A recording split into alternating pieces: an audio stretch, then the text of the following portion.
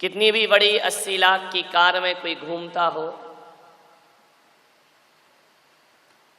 कितनी भी सुरक्षा उसके साथ लगी हो, कितने भी हीरे मोती के आभूषण पहनता हो, कितने भी कीमती वस्त्र धारण करता हो, अरे चाहे ग्रस्त हो या सन्यासी हो, अमीर हो या गरीब हो, रिलायंस बंधु हो, टाटा बिरला हो, एक बात याद रखना, इन सब के पास गाड़ी मोटर कार बंगला तो महंगा हो सकता है, इन सब के पास अपार दौलत का ढेर हो सकता है, लेकिन एक गरीब हो या अमीर हो, एक बात स्मरण में रखिए, खाना तो गेहूं पड़ता है, आटे की रोटी पड़ती है और पीना पानी ही पड़ता है। खाएगा तो वही 50-60 रुपए किलो का आटे का रेट क्या है भाई? 20 रुपए किलो, 30 रुपए किलो। भाई मेरे तो कुछ लफड़ा ही नहीं है, नहीं तो तुम बोलो आटे दाल का भाव नहीं मालूम, मुझे काहे का भाव मालूम?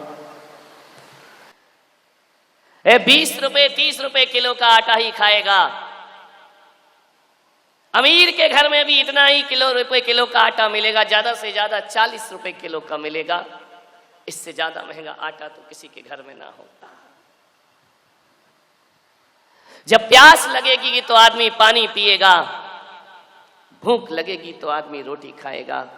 एक बात स्मरण में रखना, कितने भी शरबतों के गिलास भरे रहें, लेकिन जब प्यास लगती है तो हमारी निगाहें मीठे मीठे शरबत पे नहीं जाती, हमारी निगाहें जूस पर नहीं जाती, हमारी निगाहें तो पानी पर जाती हैं, क्योंकि नियम है कि प्यास पानी से बुझती है और भूख रोटी से मिटती है। कितना भी बाहर खा लेना, होटलों में खा लेना, कहीं भी भोजन कर लेना, लेकिन जो संतुष्टि घर के भोजन में मिला करती है वो दुनिया में कहीं भी प्राप्त नहीं हुआ करती है। माँ के हाथ की बनी हुई 2 रोटी और चटनी बड़ी स्वादिष्ट हुआ करती है, बड़ी पौष्टिक हुआ करती है। तो कितना भी बड़ा आदमी हो, खाएगा आटा पिएगा पानी, इसके अलावा और कुछ जीवन के आधार नहीं हो सकते हैं। मानिए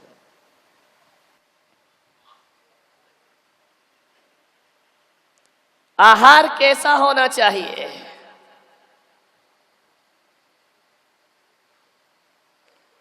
आयुर्वेद कहता है कि भोजन करने के 1 घंटे बाद तक पानी नहीं पीना चाहिए। हमारा तो गड़बड़ हो जाएगा सब, वो नियम पाल लेंगे, हमें तो 1 घंटे में ही सब निपटाना है।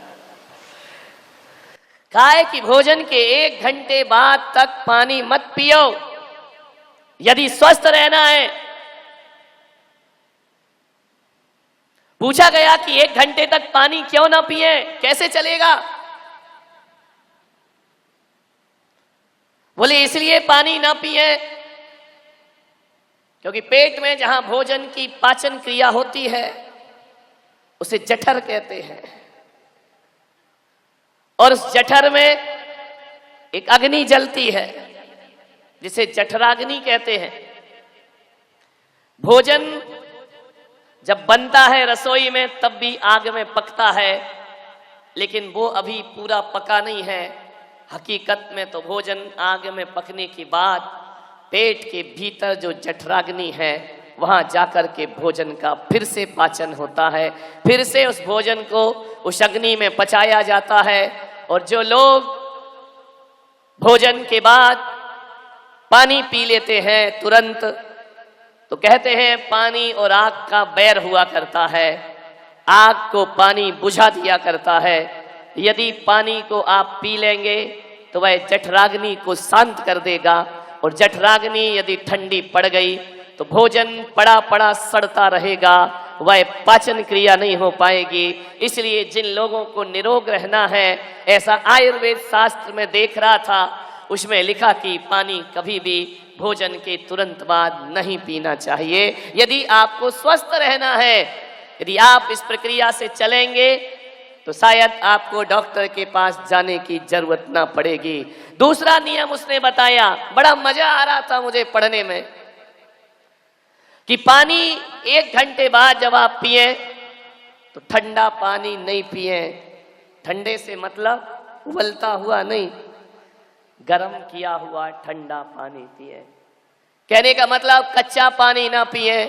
अब आप बोलिए, भगवान महावीर भी अपने साधकों के लिए कहकर गए कि कच्चे पानी का जीवन में उपयोग नहीं करना चाहिए, पानी छान करके और उबाल करके फिर ठंडा हो जाए, फिर उस पानी को आप पीजिए, आपको कभी बीमारी नहीं आएगी। तीसरा नियम बताया कि पानी जब भी पिए तो ऐसा गट गट करके ना पिए। पानी जब भी पिए तो चाय की चुस्कियों की तरह पिए, थोड़ा थोड़ा पानी पिए। इकट्ठा जो पानी पीते हैं उनके बीमारियों का जन्म हो जाया करता है। यह तो हुई एक भोजन की प्रक्रिया कि हमें कैसा भोजन करना चाहिए। चुस्की में पानी इसलिए पियो, और सबसे पहले उठते ही साथ आदमी को पानी पीना चाहिए, क्योंकि जो मुख की लार होती है वह क्षार होती है और पेट में अम्ल बना करता है। इसलिए जब पानी में लार मिल करके जाती है तो वह अम्ल को शांत करती है और पेट को बहुत अच्छा रखती है। ये नियम जो बतलाए गए मान्यवर, मैं तो पालन कर नहीं पाऊंगा, क्योंकि मेरी तो आहार की प्रक्रिया ही ऐसी है कि मुझे तो सब कुछ उसी समय करना है, 24 घंटे में एक बार। तो ये सारे नियम मैं कह सकता हूँ जो दिन भर भोजन करते हैं उनके लिए आयुर्वेद शास्त्र में लिखा गया है कि इस तरह से भोजन करें। भगवान महावीर ने तो अपने साधुओं को कहा कि 24 घंटे में एक बार ही भोजन करना, उसी समय अन्न, उसी समय भोजन, उसी समय पानी। जो 24 घंटों में एक बार करते हैं उनके आहार पचाने की प्रक्रिया अलग होती है, और जो दिन भर भोजन करते हैं उनके पचाने की प्रक्रिया अलग हुआ करती है। दोनों के सिस्टम अलग है, लेकिन मैं आपसे यही निवेदन करूंगा, भोजन यदि इस क्रम से लिया जाएगा, आपके जीवन में कहा है, आयुर्वेद शास्त्र में कहा है, उसके घर में कभी वैद्य नहीं आते, हकीम नहीं आते, डॉक्टर नहीं आया करते हैं। आप स्वस्थ भोजन करिए, आप शुद्ध भोजन करिए, आप शाकाहारी भोजन करिए। मांसाहार हजार हजार रोगों को जन्म दिया करता है। मान्यवर, भारत की संस्कृति है, भगवान ऋषभदेव ने 2 संस्कृति दी, एक ऋषि की संस्कृति दी और एक कृषि की संस्कृति दी। ऋषि इस देश की आत्मा है और कृषि उसका शरीर है। ऋषि और कृषि के संस्कृति और सभ्यता में रहकर आदमी यदि अपना खान पान नहीं सुधार पाया तो एक बात याद रखना, जिनका खान पान शुद्ध नहीं होता उनका खानदान शुद्ध नहीं होता, और जिनका खान पान शुद्ध होता है उनका खानदान शुद्ध हुआ करता। शुद्धि रखिए भोजन की। क्या खाना, कब खाना, कितना खाना। 1 बार खाए सो योगी, 2 बार खाए सो भोगी, 3 बार खाए सो रोगी, और 4 बार खाए तो मृत्यु जरूर होगी। ध्यान रखना, हमेशा ज्यादा खाने वाला मरता है। अस्पतालों में जाकर देखना। एक व्यक्ति ने मुझसे पूछा कि महाराज, आप 24 घंटे में एक बार अन्न जल लेते हैं, आप कैसे इस जीवन को जीते होंगे? मैंने कहा, ध्यान रखना, खाने वालों से ज्यादा अच्छा हमारा जीवन हुआ करता है। और आपने जिंदगी में कभी ये नहीं देखा होगा कि किसी जवान संत की मौत हो गई। रेयर केस होते हैं, कभी जभी कोई दुर्घटना घट जाए, बाकी हर संत अपनी पूरी आयु जिया करता है। वह समय से पहले मृत्यु को प्राप्त नहीं होता है। और वैज्ञानिक कहते हैं, एक भी ग्रस्त ऐसा नहीं है इस युग में जो अपनी पूरी जिंदगी जीता हो। हर आदमी अपनी लाई हुई आयु में से कुछ कम ही जीवन जीता है और दुनिया से विदा हो जाया करता है। यदि आप 100 वर्ष की आयु लेकर आए हैं तो साइंस कहता है आप 90 साल ही जी पाएंगे, 95 साल ही जी पाएंगे। आप 100 वर्ष नहीं जिएंगे। 100 वर्ष वही जिएगा जो अपना खान पान और आचार विचार अच्छे रखता है, वह दीर्घायु हुआ करता है। और जिसका खान पान अच्छा नहीं होता वह समय से पहले दुनिया से विदा हो जाया करता है। ध्यान रखिए, खान पान अच्छा रखिए। क्या क्या खाते हैं आप? इस मुंह को नगर निगम का कचड़े घर का डिब्बा मत बनाओ कि जो आया वो मुंह में डाल लिया, जो आया वो मुंह में डाल लिया। अरे मेरे भाई, इस अहिंसक देश में हिंसा का वातावरण बन रहा है। बड़ी तेजी से मांसाहार हमारी छाती पर बैठ रहा है।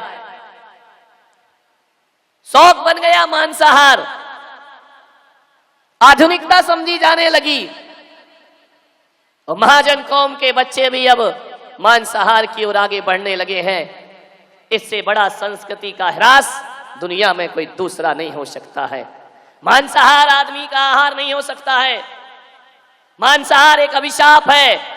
मांसाहार एक जीवन के लिए एक बहुत बुरा हिंसक कलंक है। जो आदमी अपने जीवन में चंद खुशियों के लिए मांसाहार किया करते हैं। मान्यवर, किसी का जीवन उजाड़ के अपना जीवन जीना और किसी का पेट फाड़ के अपना पेट भरना, ये कहाँ की मानवता हुआ करती है, ये कहाँ की इंसानियत हुआ करती है। हम तो उस देश के लोग जहाँ जियो और जीने दो के नारे दिए जाते हैं, वहां पर हिंसा का तांडव नृत्य हो रहा है। अहिंसा की जयघोष ही नहीं करना है। हम सब अहिंसक समाज को मिलकर हिंसा का जोरदार विरोध भी करना पड़ेगा। हिंसा के खिलाफ एक जंग लड़ना होगी, हिंसा के खिलाफ एक लड़ाई लड़ना होगी। मैं तो ये कहता हूं, लाखों करोड़ों रुपए दान देकर जो मंदिर बनाते हैं, मैं कहता हूं अपनी 150 साल की जिंदगी में यदि एक मांसाहारी को तुमने शाकाहारी बना दिया, हजार हजार मंदिर बनाने का पुण्य आपको प्राप्त हो जाएगा। कितने जीवों को जीवन दान मिलेगा। कल एक बंधु मेरे पास आए, क्या नाम था, अभी यहीं पर बैठे हुए हैं, वो सज्जन बैठे हैं, क्या नाम, सुरेश पहलवान, क्या नाम, पहलवान। और वो पहलवान सब कुछ खाता था, लेकिन ना जाने क्या हुआ, टीवी से प्रवचन सुन सुन करके उस पहलवान ने कहा कि आपकी वाणी को सुनने में रोज आता हूं और अपनी जिंदगी से मैंने हमेशा हमेशा के लिए मांसाहार का त्याग कर दिया है। ध्यान रखिए, मैंने कहा पहलवान, अब तुमने हकीकत में पहलवानी का काम किया है। मांसाहार, लोगों ने कहा होगा पहलवान हो ताकत कहां से मिलेगी। लोगों के मन में यह भ्रम भरा है कि मांसाहार से ताकत मिलती है। लोगों के दिमाग में ये भ्रांति है कि मांस खाने से शक्ति मिलेगी। कहां से शक्ति मिलेगी? मैं आपके सामने अपने विचार रख रहा हूं। यदि मांस में ताकत होती, प्रकृति ने कुछ प्राणी मांसाहारी बनाए हैं, कुछ शाकाहारी बनाए हैं, लेकिन मनुष्य को संपूर्ण रूप से शाकाहारी बनाया है। ये मनुष्य में भेद नहीं किया, ये जानवरों में भेद किया है। मांसाहारी और शाकाहारी जानवर होते हैं, मनुष्य तो केवल शाकाहारी हुआ करता है। मांसाहार उसकी प्रकृति नहीं होती है। एक आदमी से मैंने पूछा, मांस क्यों खाते हो? अरे बोले ताकत मिलती है। मैंने कहा मांस से ताकत मिलती है? अरे ताकत के लिए मांस तो भगवान ने तेरे शरीर में दे ही रखा है। अब किसी और का शरीर का मांस अपने शरीर के भीतर क्यों लाता है? ये विकृति है। तुम्हें जितने मांस की जरूरत है उतना भगवान ने तुम्हारे शरीर में भर रखा है। तुम्हें जितने ताकत की जरूरत है उतनी ताकत ईश्वर ने तुम्हारे अंदर पैदा करके रखी है। ईश्वर के उस खेल के साथ खिलवाड़ करने का प्रयास मत करिए। ताकत शाकाहार में है, ना कि मांसाहार में। शेर शाकाहारी होता है या मांसाहारी? बोलिए। शेर की पूछ रहा हूं, तुम सवा शेरों की नहीं पूछ रहा हूं। शाकाहारी होता है या मांसाहारी? मांसाहारी। बैल शाकाहारी होता है या मांसाहारी? शाकाहारी। एक बात बताओ मेरे भाई, एक बैल अपने जीवन में लाखों खेत जोत देता है और एक शेर अपने जीवन में कितने खेत की जुताई करता है? मैं आपसे पूछ रहा हूं, आज तक किसी भी शेर ने एक खेत नहीं जोता होगा। और बैल जो मांस नहीं खाता, शाकाहार करता है, पूरे दिन हल लेकर के पूरे खेत को जोतने की ताकत रखा करता है।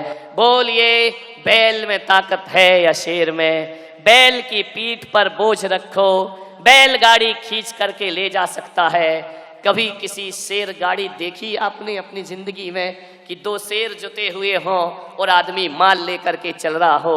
हरे शेर के ऊपर 1000 किलो ही कुछ वजन, क्या 100 किलो भी रख दो तो बैठ जाएगा, और 1000 किलो वजन हमारा बैल खींचते हुए ले जाता है, क्योंकि वो शाकाहार करता है। और शेर, जितने भी मांसाहारी पशु हैं, किसी काम के नहीं हैं। कुत्ता मांसाहारी है, बोझा ढोएगा, खेत जोतेगा, सामान ढोएगा। बिल्ली मांसाहारी है, ले जाना किसी दिन बाजार में, सब्जी की डोलची रख देना उसकी पीठ पर, चारों पैर फैल जाएंगे, जीभ बाहर आ जाएगी। ध्यान रखिए, सोचना है। और घोड़ा शाकाहारी है या मांसाहारी है? बोलिए, शाकाहारी है वह घोड़ा। कहा जाता है जब ताकत की जरूरत होती है तो कोई भी नहीं कहता शेर जैसी ताकत, हर व्यक्ति कहता है हॉर्स पावर होना चाहिए, घोड़े जैसी ताकत होना चाहिए। शाकाहारियों की ताकत क्यों मांगी जाती है? मांसाहारी पशुओं से ताकत की बातें क्यों नहीं की जाती हैं? एक शेर की ताकत देखो और एक शाकाहारी हाथी की ताकत देखना। हाथी शाकाहारी होता है। लोग कहते हैं कि मांसाहार से तंदुरुस्ती मिलती है। हाथी से बड़ा पहलवान कौन सा शेर बनकर पैदा हो गया मेरे भाई?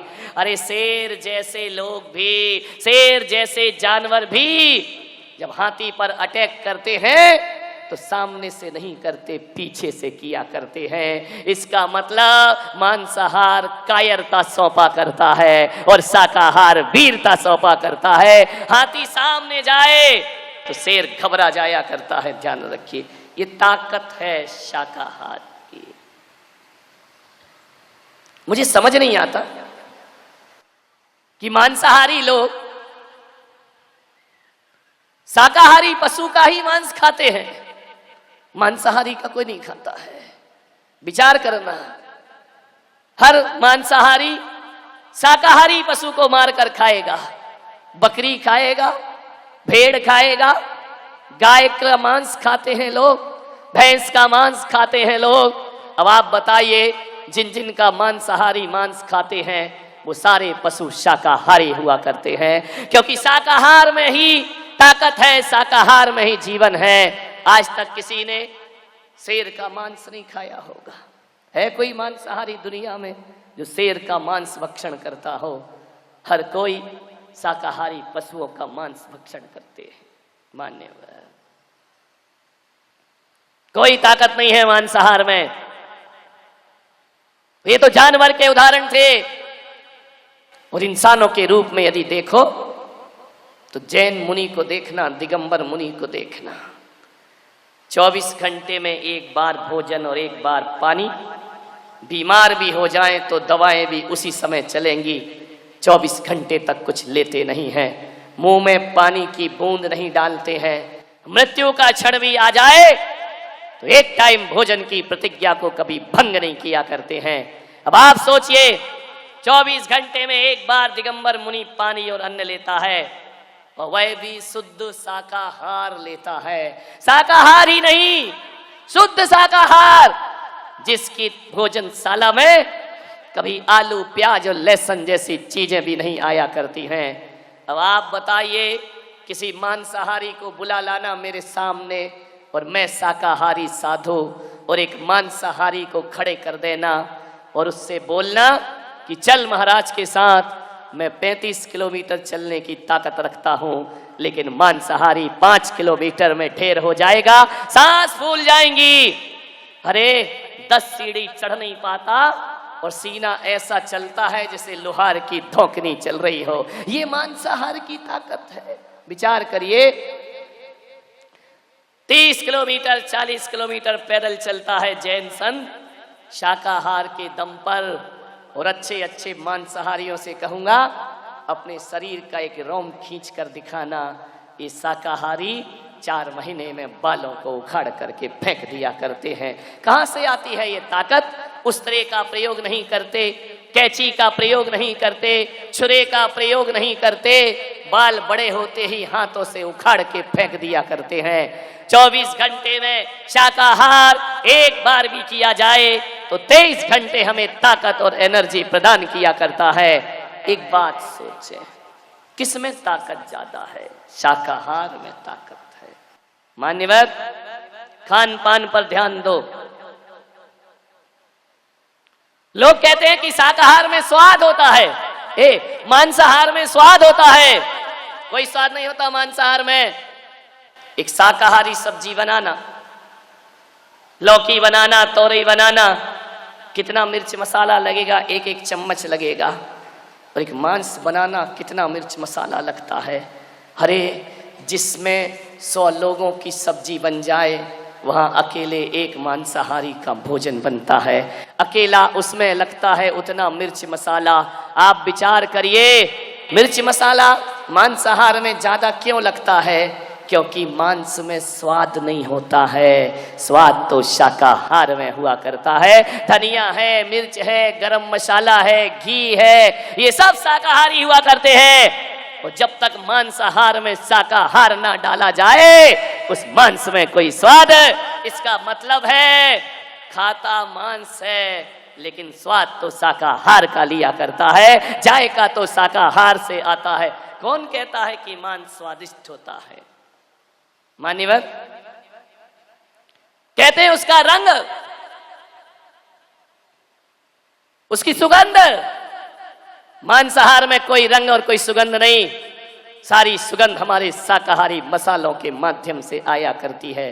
अब आप बताइए मेरे भाई, जब आप बीमार हो जाते हैं तो डॉक्टर हल्का भोजन करने को बोलता है या मांसाहार करने को बोलता है?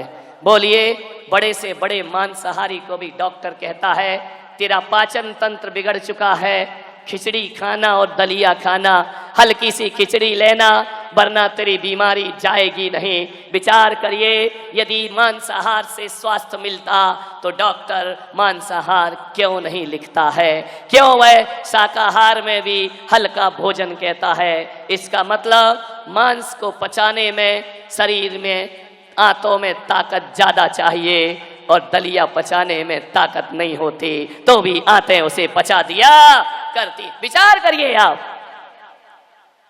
ऐसी कौन सी बात है जिससे आदमी जीवन में मांसाहार किया करता है? कौन सा लाभ है? आज जितनी बीमारियां पशुओं को होती हैं, मांस के साथ साथ उनकी बीमारियां भी तुम्हारे पेट में जाती हैं। और एक बात याद रखना, आज अस्पताल में जाकर देख लेना, अस्पताल कोई ज्यादा दूर नहीं, सामने ही बनी हुई हो, एक पेन और कागज लेकर जाना, तो देखना शाकाहारी मरीज ज्यादा है या मांसाहारी मरीज ज्यादा है। आप जाकर के देखना, यदि 10% शाकाहारी बीमार पड़े हैं तो 90% मांसाहारी लोग अस्पतालों में पड़े हुए हैं। ध्यान रखना, ना मांसाहार स्वास्थ्य देता है, न मांसाहार स्वाद देता है, न मांसाहार सुगंध देता है, न मांसाहार ताकत देता है। और एक बात याद रखना, जितने में 1 किलो मांस आता है, उतने में हमारे यहाँ 4 किलो सब्जियां आ जाया करती हैं, हरी सब्जियां। मेरे भाई, कितने लोग हरी सब्जी में बैठ करके एक साथ मिल बैठ कर खा सकते हैं? महंगा पड़ता है ये मांसाहार, सस्ता होता है शाकाहार, स्वास्थ्यवर्धक होता है शाकाहार, फिर क्यों आदमी खाता है इन्हें? किसी के प्राणों की हत्या करके अपना जीवन जीना यह मानवीयता नहीं हुआ करती है। मेरे एक चुनौती देता हूं मैं मांसाहारियों को, मांसाहार के बिना जीवन जिया जा सकता है, लेकिन शाकाहार के बिना जीवन नहीं जी सकता कोई इंसान। तुम लाख हठधर्मिता दिखाओ, तुम लाख जिद करो, लाख तर्क दो, एक बात याद रखना, मांसाहार का विकल्प शाकाहार हो सकता है, पर शाकाहार का विकल्प मांसाहार कभी नहीं हो सकता है।